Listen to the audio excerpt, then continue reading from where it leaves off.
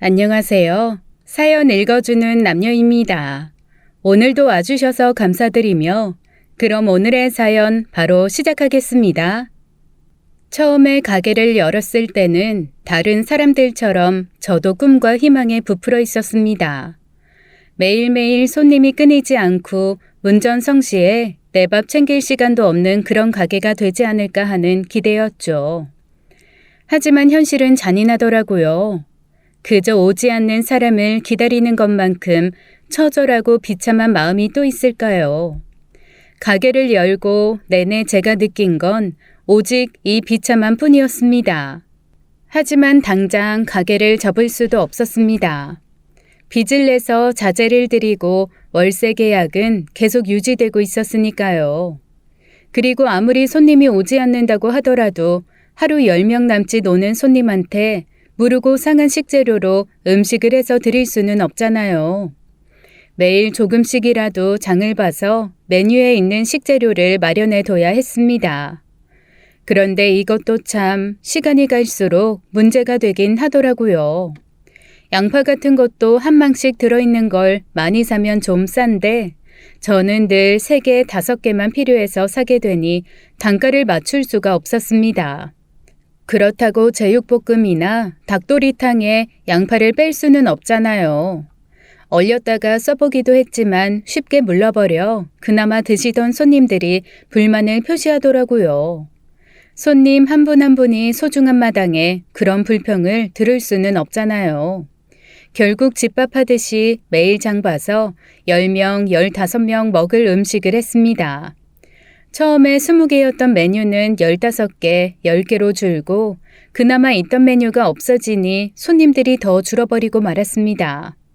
벌려놓은 것은 있지 이대로 접자니 뒷일이 더 막막하지 하루하루 정말 지옥불에서 버티는 것 같았어요. 그렇게 가게를 오픈하고 반년이 꾸역꾸역 지난 어느 날 비가 억수같이 오는 밤에 혼자 뒷정리를 하고 앉아있는데 눈물이 왈칵 쏟아지더라고요. 그러면서 진짜 오만 생각이 다 들기 시작했습니다. 그냥 부모님이 기술 배우라고 할 때 배울 걸 그랬나? 괜히 4년제 가겠다고 우겨서 재수한 거 그때부터 잘못된 건가? 아니야. 졸업하고 헛바람 들어서 어학연수 갔다 온 거 그거부터인가 봐. 아니지. 그래도 어학연수하고 온 덕분에 처음 몇 년은 그래도 아르바이트라도 하고 살았잖아. 아, 모르겠다 진짜. 한번 터진 걱정의 뚝은 하염없이 무너지며 저를 좌절의 나락으로 끌고 갔습니다. 평생 먹지 않던 술이 다 땡기더라고요. 마침 팔다 남은 제육도 처치곤란으로 남아있겠다. 팔리지 않아 쌓여있는 소주도 있겠다. 비도 오고 그러니 한 잔 마시고 퇴근하자 싶었습니다. 그래서 소주 한 병 따고 제육 한 접시 볶아서 자리에 딱 앉았죠. 일단 한 잔 들이키고 딱 제육을 입에 넣으려던 그 순간 저는 정말 귀신을 본 듯 놀라 기절할 뻔했습니다.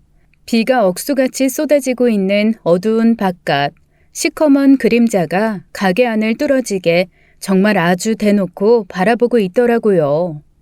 으악! 너무 놀라서 뒤로 나자빠질 뻔했습니다. 제가 너무 기겁을 하며 소리를 지르고 일어나니 그 그림자도 놀란 듯 뒤로 좀 물러났습니다. 처음엔 귀신인 줄 알았어요. 그리고 제가 너무 스트레스를 받아서 헛것이 보이나 했죠.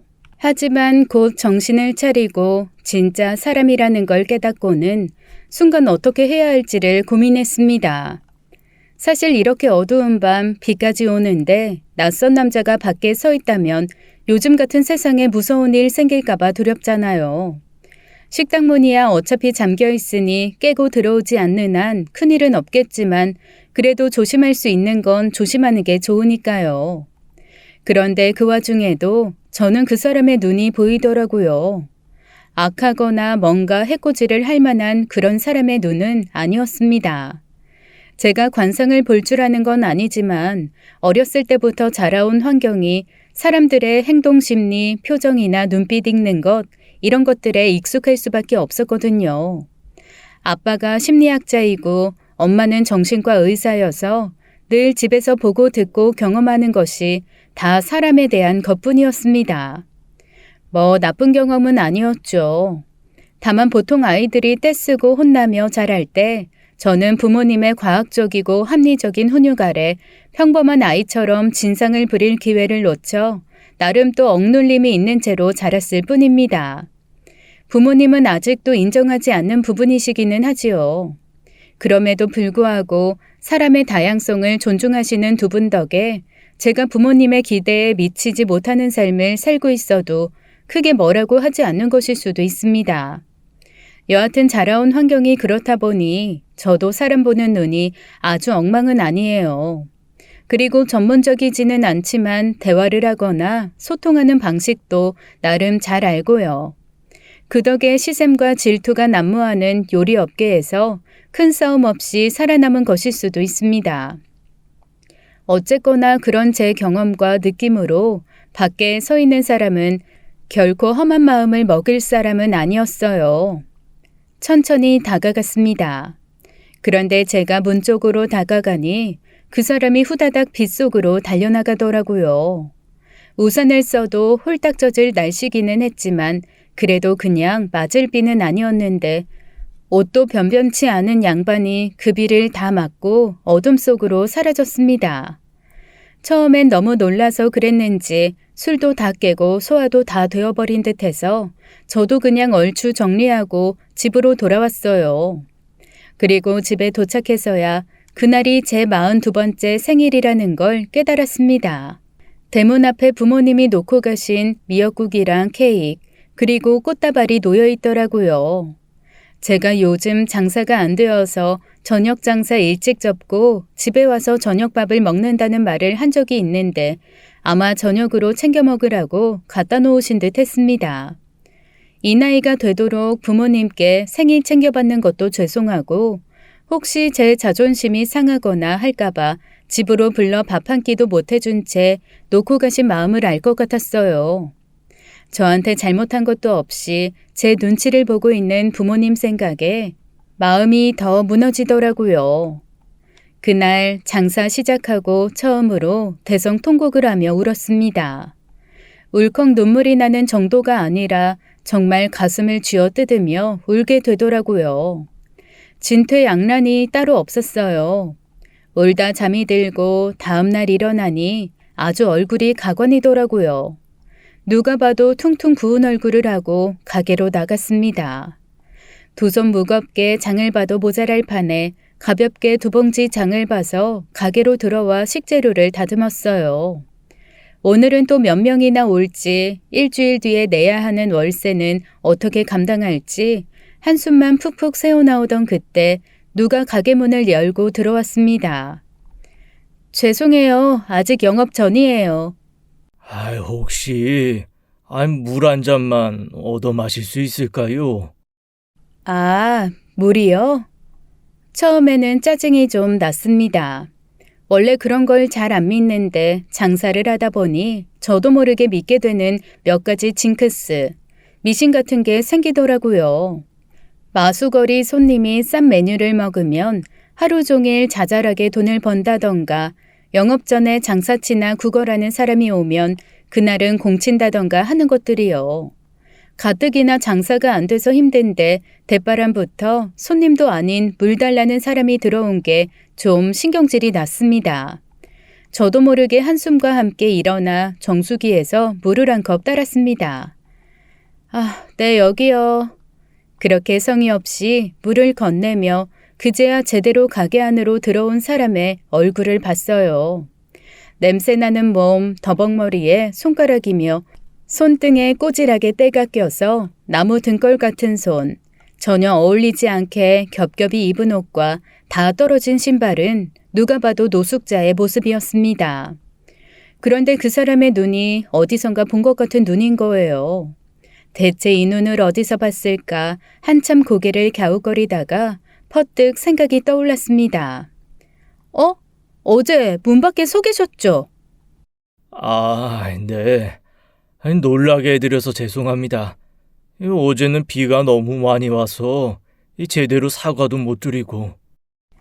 정중하게 사과하면서 그는 자신이 손으로 잡았던 물컵을 냅킨 한 장을 꺼내서 겉면을 닦아내곤 조용히 내려놓더라고요. 꼭 더러운 손으로 잡아서 미안하다는 듯 말입니다. 그 모습을 보고 어라, 이 사람이 아예 경우 없거나 이상한 사람은 아니구나 하는 생각이 들었어요. 그리고 무슨 마음에서였는지 저도 모르게 불쑥 이렇게 말하고 말았습니다. 식사는 하셨어요? 아직 영업 전이라 크게 준비된 건 없지만 간단하게 식사하실래요?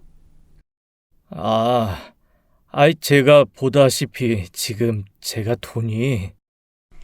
밥집에 밥 없겠어요. 한 그릇 드시고 가세요. 그러자 그 노숙자가 부엌을 힐끔 보면서 글쎄 이러더라고요. 밥은 언제 하셨죠? 밥이요? 지금 있는 밥은 어제 해서 보온으로.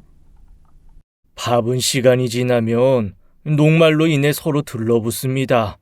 미리 해서 퍼둔 밥을 온장고에 넣었다 주는 기계에 밥이 떡처럼 눌러붙고 누렇게 변하는 이유죠. 귀찮더라도 그때그때 회전할 수 있을 만큼 밥을 하시는 게 좋아요. 네? 네. 순간 좀 어이가 없었습니다. 사람을 외향적인 조건으로 판단하면 안 되기는 하지만 솔직히 밥 한 끼가 아쉬울 판에 어제 한 밥, 방금 한 밥 가리면서 잔소리하는 건 상상도 못했거든요. 제가 당황한 얼굴로 멍하게 서 있으니 그 역시 자신이 좀 실수했다고 생각한 건지 민망해하며 부스럭부스럭 나갈 준비를 했습니다. 아이고, 제가 괜한 소리를. 식사는 괜찮습니다. 제 꼴이 이래서 오래 머무르는 것도 좀 그렇고 이러다 손님 오시면 민폐이기도 하고 물 한 잔으로도 충분합니다. 감사합니다. 그가 빠르게 밖으로 나가려던 찰나 또 무슨 생각에 그랬는지 그 사람을 불러 세웠어요. 그리곤 지갑을 열어 그 안에 들어있던 5만 원짜리 4장을 내밀었습니다. 솔직히 말하면 제 손이 돈을 꺼내 전해주면서도 제 머리가 스스로에게 질문을 하는 이상한 상태였어요. 뭐랄까 머리와 손이 따로 노는 걸 들여다보는 듯한 이상한 느낌이랄까요. 마치 제 손과 머리와 마음과 이성과 감성이 각각 다 제멋대로 구는 듯 했어요. 이건 다른 의미는 아니고요. 저희 집 밥이 별로 마음에 안 드시면 꼭 다른 데서라도 식사 챙기시라고요. 저도 보시다시피 장사가 잘 되는 건 아니라 이런 말할 처지는 아니지만 그래도 먹고는 살아야 하지 않겠어요? 그러니까 밥 챙기세요. 제가 내민 돈을 그 사람은 한참 바라보더라고요. 그러더니 조심스레 돈을 받아들고 꾸벅 인사를 하고는 밖으로 나갔습니다. 불과 10분도 안 되는 시간이었는데 그 사람이 들어와서 물을 얻어마시고 돈을 받아서 나가는 그 일련의 과정이 꼭 1년은 되는 것처럼 길게 느껴졌어요. 갑자기 스스로에게 좀 어이가 없더라고요. 하루 장사미천 싹 털어줄 만큼 그 노숙자에게 관심이 있거나 안타까운 마음이 있었던 것도 아니고 그 사람이 요구한 것도 아닌데 돈을 내준 것이요. 미쳤어. 아직 고생 덜 했지? 돌았어 진짜. 하루에 20만 원 벌지도 못하는 게 미쳤나 봐 진짜. 내가 왜 그랬지? 그렇게 자책을 하며 멍하게 앉아 있는데 엄마 전화가 울렸습니다. 어쩐지 지금 받으면 울 것 같아서 뜸을 들이다가 분명 어제 생일밥은 먹었냐고 걱정할 것 같아서 조심스레 받았죠. 너 목소리가 왜 그래? 아니나 다를까 한껏 포장하고 발랄하게 받았는데도 엄마는 귀신같이 제 목소리가 이상하다는 것을 아시더라고요. 살면서 한 번도 엄마를 속여 넘긴 적이 없었는데 뭐하러 매번 아닌 척 하느라 힘을 빼는 건지. 아니야 엄마.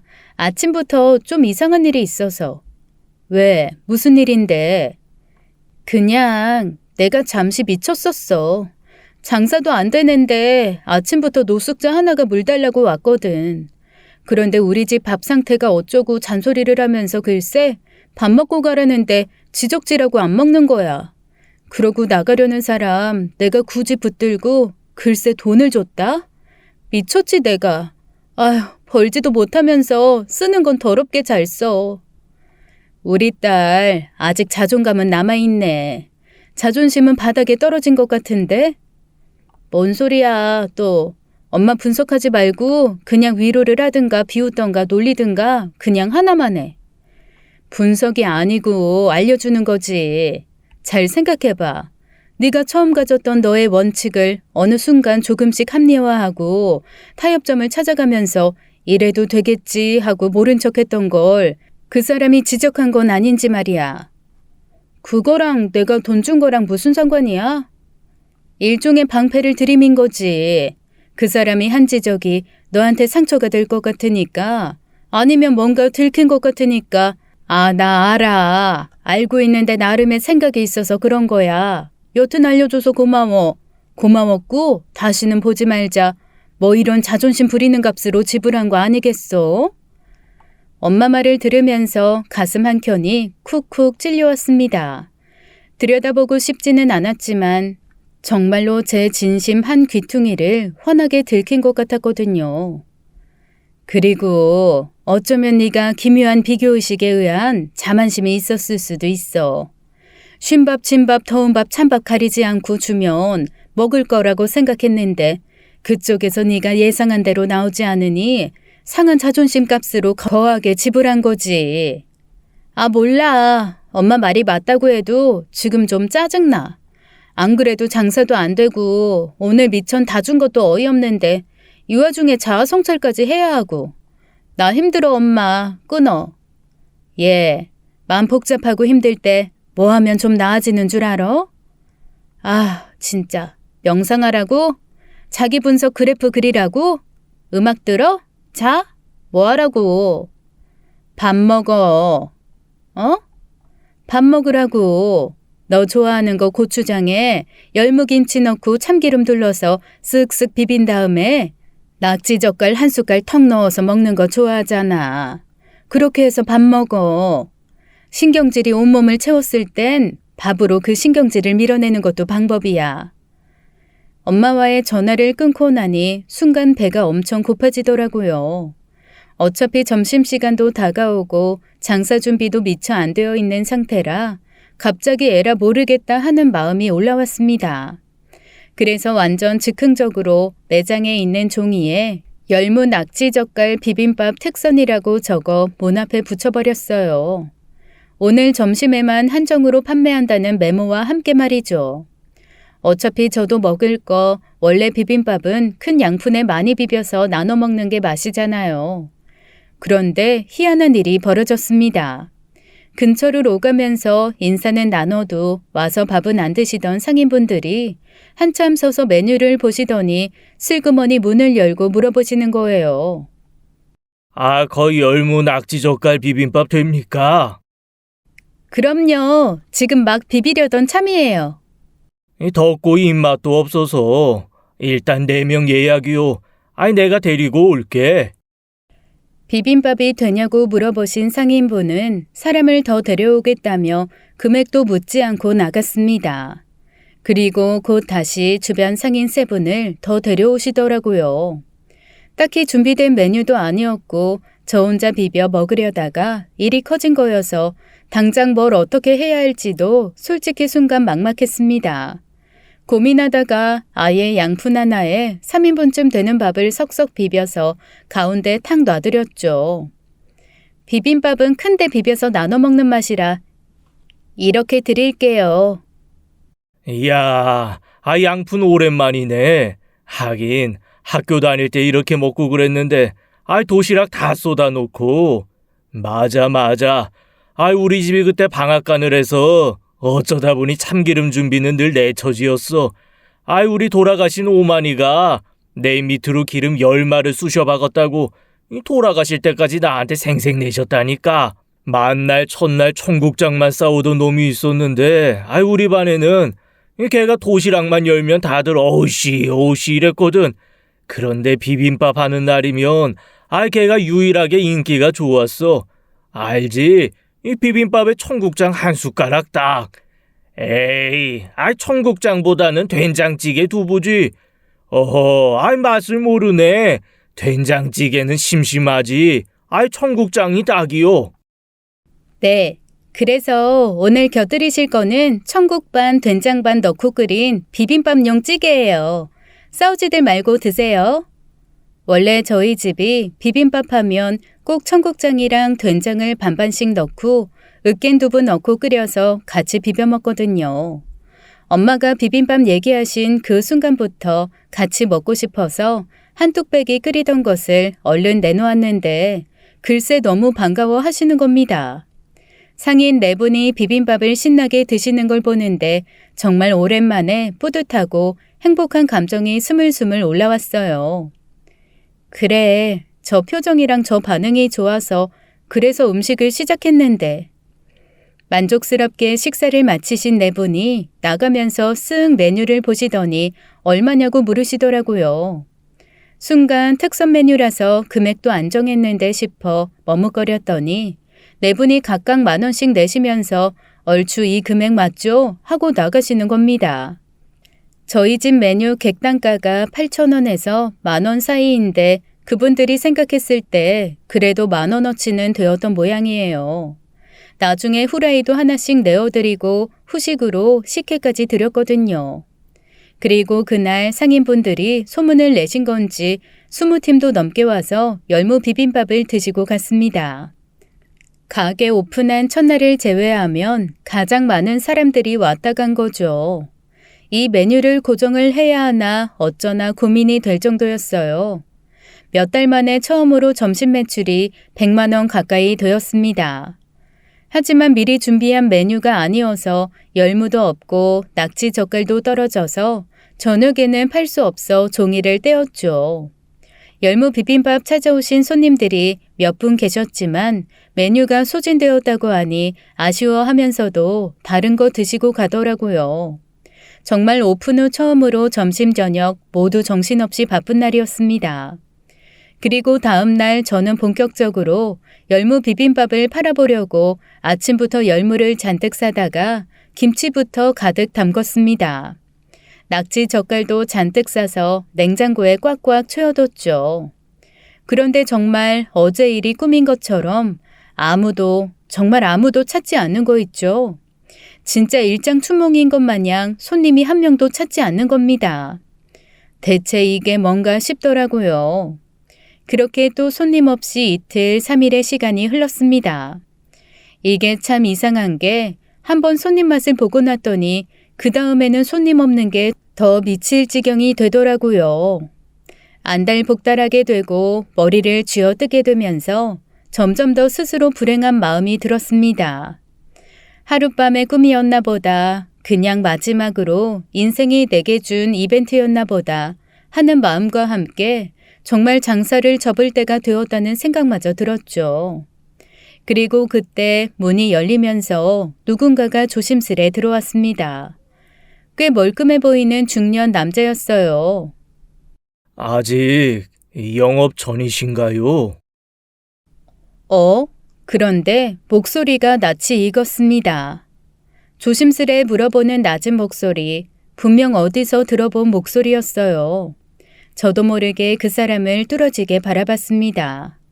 그러다가 화들짝 놀라고 말았죠.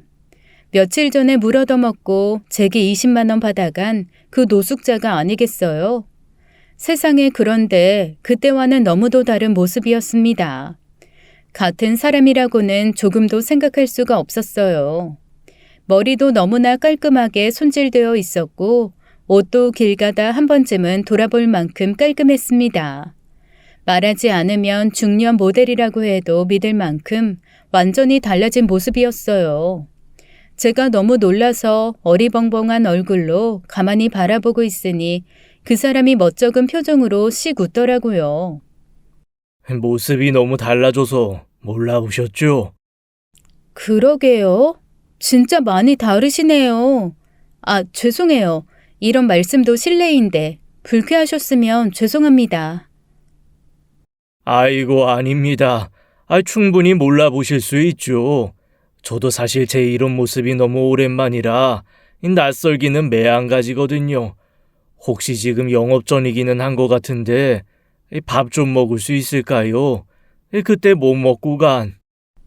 아, 네네. 조금 일찍 장사 시작했다고 생각하죠, 뭐. 오늘 밥은 제가 방금 했거든요. 갓 지은 밥으로 기본 정식 어떠세요? 아이고, 그때 그 말이 마음에 남으셨나 봐요. 죄송합니다. 그런 말 하는 게 아닌데, 제가 사실 오늘 온 것도, 그때 쓸데없는 말을 한 것 같아 사과드릴 겸 겸사겸사 찾았습니다. 아니에요. 처음에는 솔직히 좀 당황했는데 사실 나중에 지나고 보니까 맞는 말씀 하신 거였더라고요. 밥은 그때그때 새로 하는 게 맞죠. 그런데 그때도 그렇고, 지금도 그렇고, 한창 식사 시간 시작될 텐데, 손님이 별로 없네요. 그 사람 말에 마음 한켠이 또 가시로 찔린 것처럼 찌르르 아파왔습니다.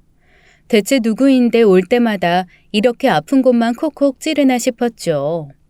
손님이 없다는 말에 저도 모르게 제가 음식을 못하는 모양이라며 자조적인 대답을 했습니다.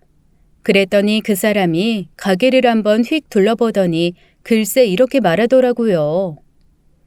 하루에 30번은 테이블이 돌아야 이익이 나겠네요. 이 구조로는 좀 힘들겠는데, 혹시 테이블 회전율 생각해 보신 적 있으세요? 하루에 몇 번이나 테이블이 비워지고 새 손님이 차야 이 가게가 유지될 수 있을까 하는 거. 그럼요. 당연히 생각은 했죠. 그런데 분식집도 아니고 이 정도 유지하려면 적어도 한 테이블이 30번은 돌아야 되는데 하루 동안 그게 가능한 메뉴라고 생각하세요? 그리고 상권이 한정되어 있는데 거기에 맞는 메뉴인가 아닌가도 고민해 보셨나요? 아주 초기 세팅하는 부분부터 생각해서 전체적으로 다시 고민을 해보셔야 될 것 같아요. 사실 그 사람의 얘기를 들으면서 좀 많이 당황했습니다. 뜬금없이 와서 저희 회전율을 물어보질 않나 자기가 뭐라도 되는 양 이러쿵저러쿵 얘기하는 것 자체가 좀 어이없더라고요. 저 나름 그래도 이곳저곳 다니면서 경험이 많이 쌓인 사람인데 내가 왜 여기서 이 사람한테 이런 얘기를 듣고 있어야지 라는 생각도 불쑥 올라왔습니다. 그런데 제 이런 생각을 읽기라도 한 듯이 그 사람이 절 보고 웃으면서 이렇게 물어보더라고요. 내가 왜 이 사람한테 이런 얘기를 듣고 있어야 하나 싶으시죠? 네, 솔직히 말하면 좀 그래요. 지난번 밥도 그렇고 지금 얘기도 그렇고 듣다 보면 틀린 얘기는 아닌데 좀 이상하고 의아하기는 해요. 진짜 솔직하시네요. 저 이상한 사람 아닙니다. 이것도 인연인데 밥 먹으면서 얘기할까요? 조금 얼떨떨하고 당황스러운 상태이기는 했지만 그래도 밥 먹으면서 얘기하자니 거절할 이유는 없었습니다. 그런데 그 사람과 마주 앉아서 차근차근 얘기를 하다 보니 왜 그 사람의 목소리가 제 귀에 익었는지 그리고 그 사람의 눈빛이 익숙했는지 알 수 있었어요. 잠깐만. 혹시 네, 아예 알아보신 것 같은데 저 그 사람 맞습니다.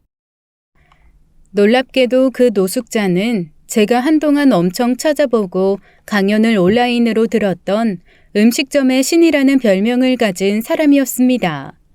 상권 분석도 시원시원하게 해주고 되면은 왜 잘 되는지 안 되면은 왜 안 되는지 아주 쪽집게처럼 콕콕 집어서 얘기해줬던 사람이라 인기도 엄청 많았거든요. 그런데 어느 날 갑자기 자취를 감춰서 그 이후 제 기억 속에서도 서서히 사라졌었죠. 대부분 컨설팅하는 사람이 자기가 정답인 양 똑부러지게 말은 하지만 거만하고 아나무인인 경우가 많은 이 세계에서 보기 드문 다정한 사람이었던 걸로 기억하거든요. 아니 대체 어디서 뭘 하다가 아니 어떻게 되신 거예요? 그러자 그 사람이 희미하게 웃으면서 저한테 사연이 깊다고 했습니다.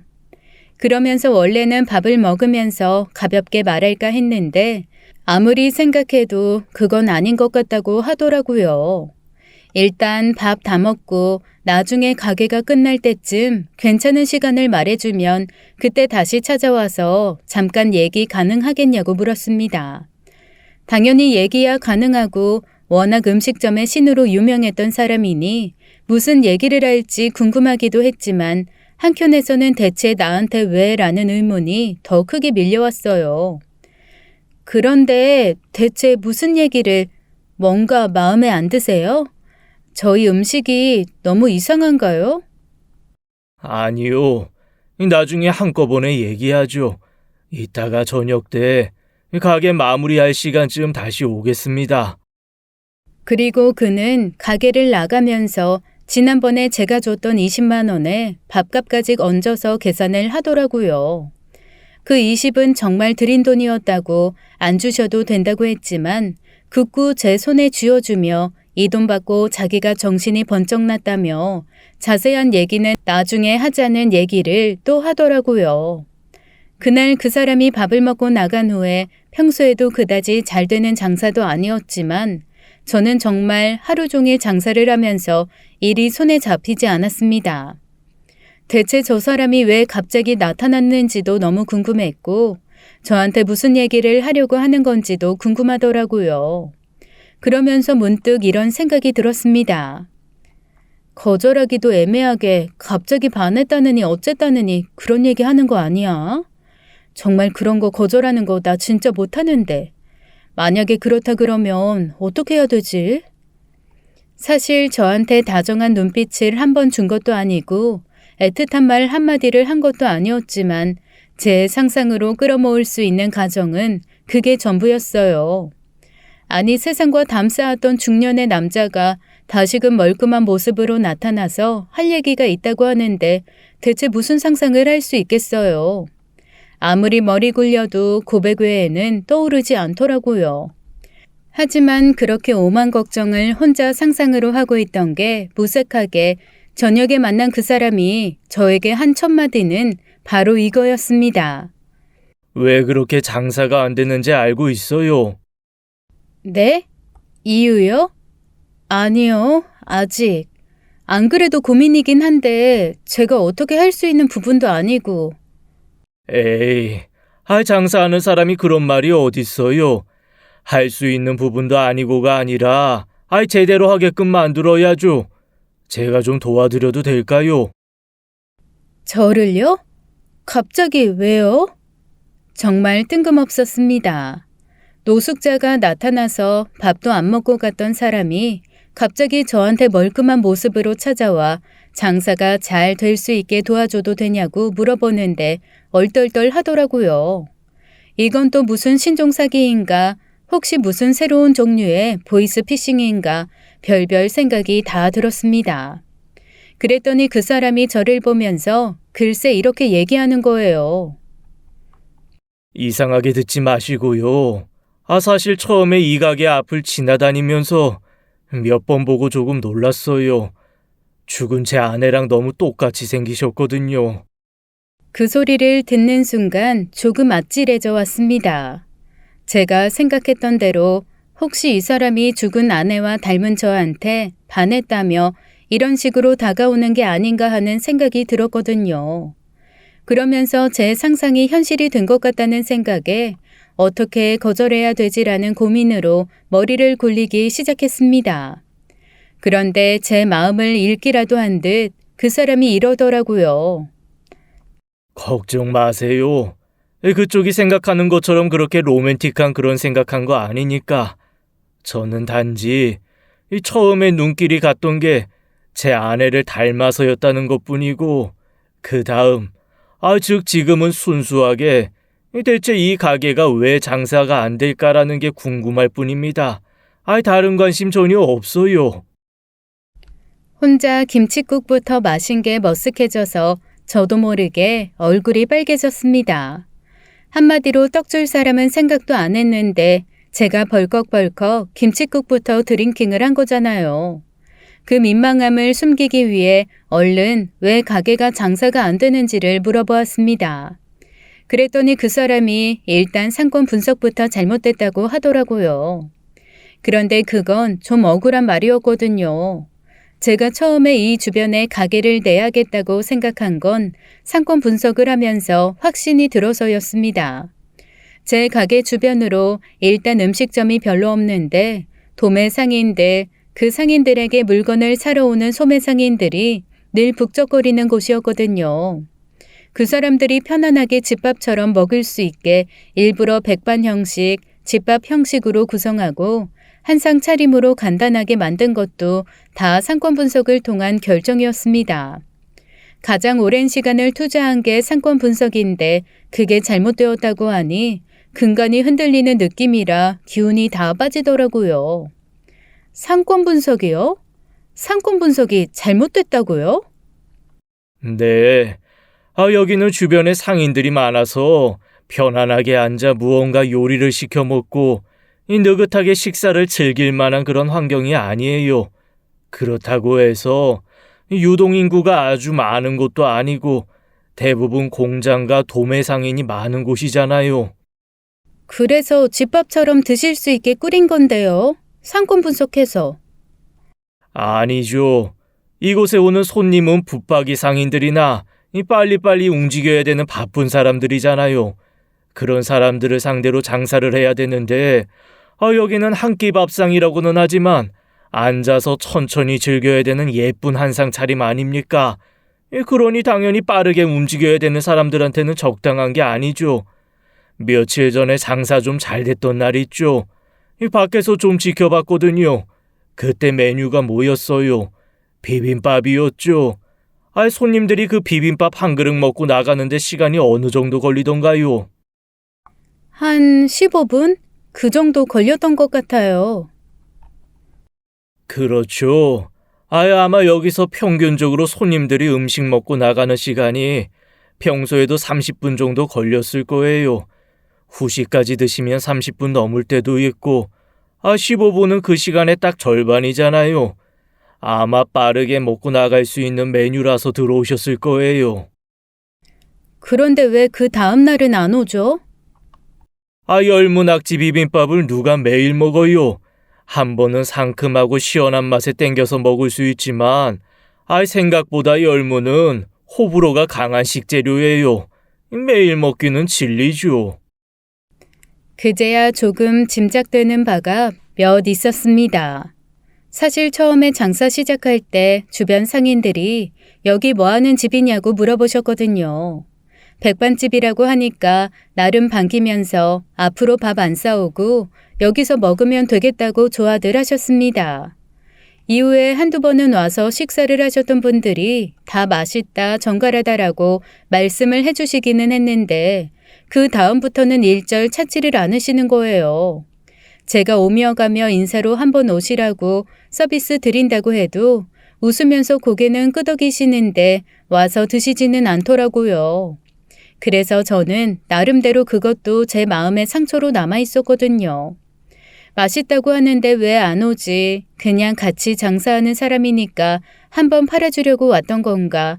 나는 주변 사람들한테도 먹히지 않는 건가라는 생각에 조금 좌절하기도 했습니다. 그런데 제 앞에서 컨설팅을 해주고 있는 사람 말을 곰곰이 들으면서 생각을 해보니까 안 오신 이유가 짐작이 되더라고요. 그분들은 백반집이라고 하니 빠르게 후딱 다 때려 넣고 먹을 수 있는 그런 집이라고 생각을 하셨던 거죠. 그런데 제가 하는 백반은 약간 퓨전한식 형식으로 한 상에 오밀조밀 예쁘게 차려내서 어떻게 보면 일본식 아침밥상 같은 그런 느낌이거든요. 그러니 바쁘게 빨리빨리 먹어야 하는 상인들한테는 예쁘게 장식한 그 한 끼 밥상이 취향에 맞지 않았던 겁니다. 제가 그 얘기를 들으면서 고개를 끄덕끄덕하니 그 사람이 가만히 제 얼굴을 보다가 씩 웃더라고요. 어떤 말인지 이해가 된 모양인데요. 네, 일단은 무슨 말씀인지 알았어요. 똑같은 한 끼 밥상, 한상 차림이더라도 제가 생각한 거랑 그분들이 원하시는 게 방향이 좀 달랐던 것 같아요. 그러면 여기 상권 분석을 다시 한번 차근차근 해보고 사람들이 어떤 걸 원하는지 거기에 맞춰서 메뉴를 한번 다시 짜볼래요? 아무래도 그렇게 해야 될 것 같아요. 그런데 대체 왜 저를 도와주시는 거예요? 제 질문에 순간 그 사람 표정이 어두워졌습니다. 그리곤 천천히 자기 얘기를 시작하더라고요. 성공 맛을 본 사람들이 그렇듯 그 역시 오랜 무명 생활 끝에 방송을 하게 되고 갑자기 밀려든 인기의 맛에 휘둘렸다고 했습니다. 당시 몸이 약했던 아내와 5살 아이가 있었지만 가정보다는 일에 더 매진을 했대요. 어떻게든 돈을 많이 벌어 하루빨리 안정적으로 편안한 상황을 만드는 것이 가장으로서 그가 할 수 있는 최선이라고 여긴 거죠. 며칠씩 집에 들어가지 않는 경우도 허다했고 아이와 했던 약속을 미루는 것도 빈번했다고 했습니다. 그냥 미쳤었던 것 같아요. 왜 팽이를 보면 팽팽하게 감았다가 휙 던지는 순간 자의를 잃고 막 돌잖아요. 그 위를 끈으로 탁탁 때려주면 더 빠르게 더 정신없이 돌고 그러다가 툭 하나 부딪히면 돌았던 속도만큼 휘청임이 한순간에 쓰러지는 제가 딱 그랬어요. 바깥에서는 음식점의 신, 상권 분석 컴퓨터라고 불리며 추앙받았지만 집에서는 그저 무심한 남편의 약속 어기는 아빠였다고 했습니다. 그래도 성공의 맛에 멈출 줄 몰랐던 그를 쓰러지게 한 건 아내와 아이의 죽음이었다고 했어요. 어느 날 프로그램을 찍으러 정신없이 지방으로 내려가는데 모르는 번호로 전화가 왔어요. 받았더니 병원이더라고요. 아내랑 아이가 차 사고가 났는데 지금 와줘야 할 것 같다는 거예요. 그런데 거기에 대고 제가 뭐라고 했는 줄 아세요? 뭐라고 하셨는데요? 방송 펑크 낼 수 없는데 혹시 많이 아프냐고, 저녁에 가면 안 되냐고 그랬어요. 순간 저한테 전화했던 사람이 침묵을 하다가 천천히 그러더라고요. 아내는 세상을 떠났고 아이가 오늘 내일 한다고. 저녁 때 되면 이미 아이도 세상에 없을 수 있다고 말이죠. 그 말을 하면서 그는 숨을 몇 번이고 참았다 몰아쉬고 참았다가 몰아쉬었습니다. 여전히 너무 말하기가 어려운 일인 듯 했어요. 당시 그가 정말 무서웠던 건 순간 아이에게 가봐야겠다는 생각보다는 방송 펑크 어떡하지? 가망이 없다면 방송을 찍는 게 어떨까라는 생각을 한 본인 스스로였다고 했습니다. 아이와 아내의 사고 소식을 듣고도 촬영에 임한 프로페셔널이라고 소문나는 게 낫지 않을까라고 순간 차돌리기를 망설인 자기가 너무 괴물 같았대요. 결국 아이도 그가 도착하기 전에 세상을 떠났다고 했습니다. 가족 확인을 위해 영안실에 들어간 그는 그제야 제정신이 들었대요. 사실 그날은 그가 아이와의 약속을 몇 번씩 미루고 이번에는 꼭 가겠다고 약속한 놀이공원에 가는 날이었다고 했습니다. 그런데 오래전부터 하고 싶었던 지방시장 상권 분석 프로그램이 급하게 잡혀서 약속을 어기고 방송을 찍으러 급하게 내려갔던 참이었던 거죠. 결국 아빠와 가지 못한 놀이공원을 이번에도 그냥 넘길 수는 없어서 그의 아내가 서툰 운전으로 아이와 길을 나섰다가 참변을 당했던 거였습니다. 그런데 웃긴 게 뭔 줄 아세요? 제가 가족보다 먼저 우선순위에 두고 나 아니면 안 될 거라고 확신했던 그 지방시장 있잖아요. 그게 다른 사람을 급히 끼워놓고 진행했는데 그 사람이 그 프로그램으로 완전히 떴어요. 저랑 다르게 막 욕도 하고 화도 내고 집어 던지기도 하고 그러는 사람이었는데 그게 또 대중들의 답답한 마음을 뚫어주는 역할을 한 모양이더라고요. 참 재밌는 게 그 다음부터 방송이 반토막 나고 3개월쯤 지나니 아무도 절 안 찾더라고요. 억울하고 어이없어서 미쳐 돌다가 가족 잃고 이 꼬라지 난 거죠. 지금도 사실 집에서 편한 침대에 누우면 아내랑 아이 얼굴이 보여요. 제 옆에서 왜 그랬냐고 원망하는 것 같아서 똑바로 누워서 잠을 못 자겠어요. 너무 불안하고 힘들고 무서워요. 그의 고백을 들으면서 마음 한켠이 좀 아파왔습니다. 분명 그 사람만의 잘못은 아닐 텐데 그렇게 트라우마로 힘들어하는 걸 보니 참 사람이 돈이 전부가 아니구나라는 생각도 들고 가족 잃은 아픔에 이렇게까지 오래 괴로워하는 걸 보고 이 사람도 녹록지 않은 삶을 살았구나라는 생각도 들었습니다. 그 사람의 얘기는 천천히 계속되었어요. 제가 엄마 아빠에게 배운 것 중 하나는 누군가가 지독한 절망을 하고 있거나 깊은 슬픔에 빠져 있을 때 대부분 위로를 하려고 이 얘기 저 얘기하며 애쓴다는 거였습니다. 하지만 정말 상대방이 원하는 건 그냥 조용히 얘기를 들어주는 것일 수도 있다는 거, 그걸 오래전부터 배웠거든요. 그래서 그 사람이 편하게 얘기할 수 있도록 중간중간 끄덕이거나 대답만 짧게 하고 계속 얘기에 귀를 기울였습니다. 처음에는 힘겹게 얘기를 꺼내며 머뭇거리던 그 사람이 1시간 정도 뭔가 털어놓고 나더니 그제야 좀 편해졌는지 제 눈도 한번 보고 웃기도 하고 그러더라고요. 그래서 그 이후에 다 놓고 무심히 지내셨던 거예요? 좌절이 깊어서? 아무 의욕이 없더라고요. 이 가족들이랑 행복하게 살기 위해 노력했다고 생각했는데 결국 제 욕심으로 가족을 잃은 거잖아요. 제 삶 자체가 의미가 없더라고요. 그런데 어느 날 이 가게 앞을 무심히 지나다가 너무 놀랐어요. 그리고 아내 닮은 사장님을 보고 솔직히 말하면 정신이 좀 번쩍 들었어요. 제 아내가 바쁜 저를 이해해줬던 유일한 이유가 누군가의 삶을 변화시키는 제가 자랑스러워서였거든요. 그런데 과연 지금 저의 이런 모습을 제 아내가 자랑스러워할까라는 생각이 들면서 좀 부끄러워지더라고요. 그래서 머리도 자르고 옷도 좀 말끔하게 입고 찾아뵀습니다. 제 능력 많이 부족하기는 하지만 혹시 이런 저라도 괜찮으시면 이 가게 좀 잘 될 수 있게 제가 도와드려도 될까요? 그의 말에 좀 얼떨떨했습니다. 예전 같지는 않겠지만 그래도 여전히 전설처럼 이런저런 얘기가 내려오는 장본인이고 한번 컨설팅할 때 받는 비용이 정말 만만치 않다는 것도 알고 있었거든요.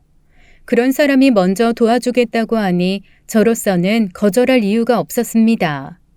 혹여 이게 몰래카메라거나 이상한 사기라고 할지라도 저로서는 뒤로 물러날 수 있는 상황이 전혀 아니었거든요. 사기당해 망하거나 그냥 손가락 빨다가 망하거나 매한가지라는 생각에 일단 고개를 끄덕였습니다. 저야 감사하죠. 안 그래도 저한테도 많은 도움이 필요해요. 대신 조건이 하나 있어요. 무슨 조건이죠? 저희 부모님이 정신과 그리고 심리상담 이런 거 하시거든요. 여전히 누워있으면 돌아가신 아내분이나 자녀가 눈에 보인다면서요. 저희 부모님한테 주기적으로 상담받고 치료받으신다고 약속하시면 저도 도움 요청드릴게요. 그러자 그 사람이 눈물을 글썽이며 고개를 끄덕끄덕 하더라고요. 그렇게 저희의 거래는 성사되었습니다. 저는 그 사람이 얘기해준 대로 당분간 가게를 닫고 주변 상점들을 쭉 돌아다니며 대체 점심시간에 뭘 사서 먹는지 그리고 어떤 것들을 더 선호하는지 살펴보기로 했습니다. 그랬더니 세상에 제가 생각지도 못한 선호도가 나오더라고요. 다들 일이 너무 급한데 좀 제대로 먹기는 해야 되니까 국물 요리 같은 거 하나에 대부분 밥을 말아서 후룩후룩 드시는 거예요. 조금 날이 더워지면 찬 거, 비 오거나 꿉꿉한 날은 따뜻한 거 정도의 차이는 있었지만 대부분 무언가 말아서 먹는 요리라는 거에는 변화가 없었습니다. 너무 급하면 보리차에 찬밥 말아서 김치 한 종류랑 후룩 드시는 경우도 많았고 그것조차 여유가 없으면 그냥 미숫가루 같은 거 타서 드시더라고요. 아주 일부 부부가 함께 장사를 해서 간단한 반찬 싸와서 식사를 챙기시는 경우를 제외하고는 10집 중에 8집이 국물에 말아먹는 형태를 띠고 있었습니다. 그런데 제가 하던 가게는 말아먹는 메뉴는 단 하나도 없었거든요. 떠서 가끔 입가심을 하는 정도거나 아예 자작해서 비벼 먹을 수는 있어도 후룩후룩 먹는 메뉴가 하나도 없었으니 선호도에서 완전히 벗어났던 거죠. 그걸 미처 몰랐다는 것도 스스로에게 좀 어이가 없었고 슥슥 지나다니면서 본 게 전부일 텐데 제가 실수한 걸 딱 집어내서 한번 살펴볼 기회를 준 그 사람도 놀라웠습니다. 그렇게 주변 조사를 하고 났더니 제가 한 상을 차려서 예쁘게 곱게 내놓는 게 당연히 안 먹혔겠구나라는 생각이 들더라고요. 보름이 넘게 주변을 돌아다니면서 곰곰 고민한 결과 저는 그 컨설턴트에게 이렇게 결과를 얘기했습니다. 제가 좀 고민을 했는데 가게 메뉴를 리뉴얼한다면 다양한 종류의 국밥을 해보면 어떨까 싶어요. 김치말이 국밥, 소머리 국밥 같은 국밥들이요. 베이스는 전부 고기 국물로 하고 매운 양념, 흰 양념 고루고루 넣어서 해보면 어떨까요?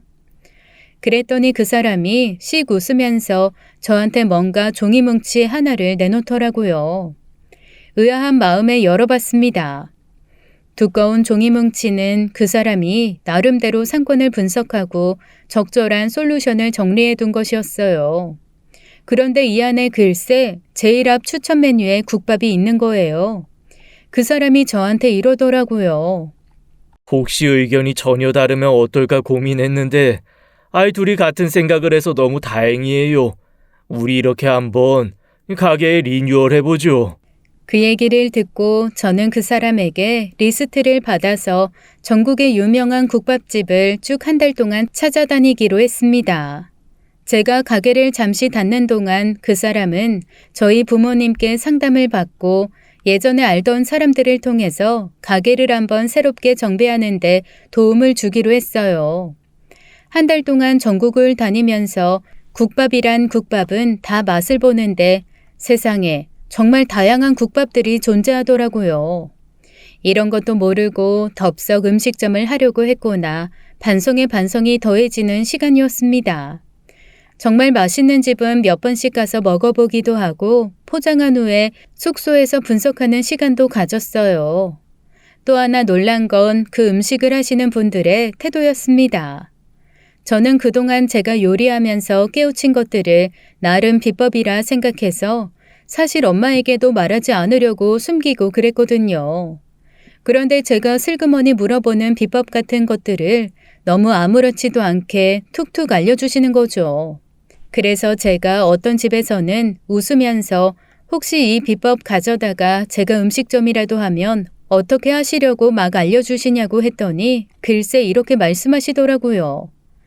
아이고, 손맛이라는 말이 괜히 있어요? 레시피 다 알려주고 그람수까지 말해줘도 맛 달라.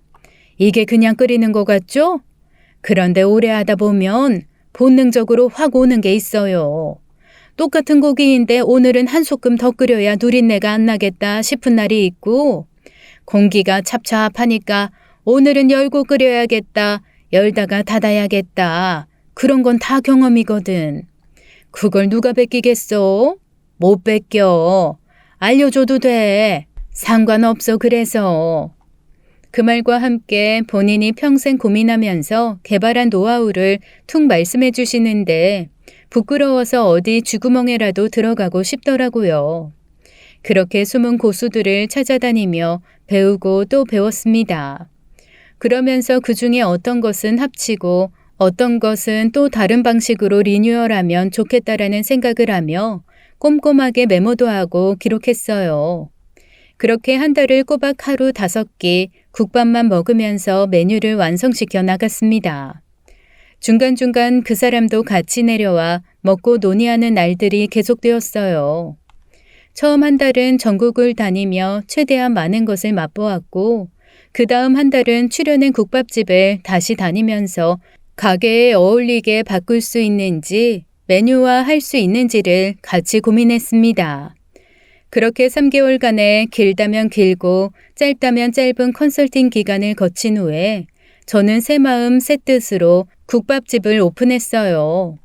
놀랍게도 국밥집은 오픈하자마자 아주 대박이 났습니다. 주변 상인들이 이제서야 이런 집이 생겼다며 먼저 너무너무 좋아해 주셨고요.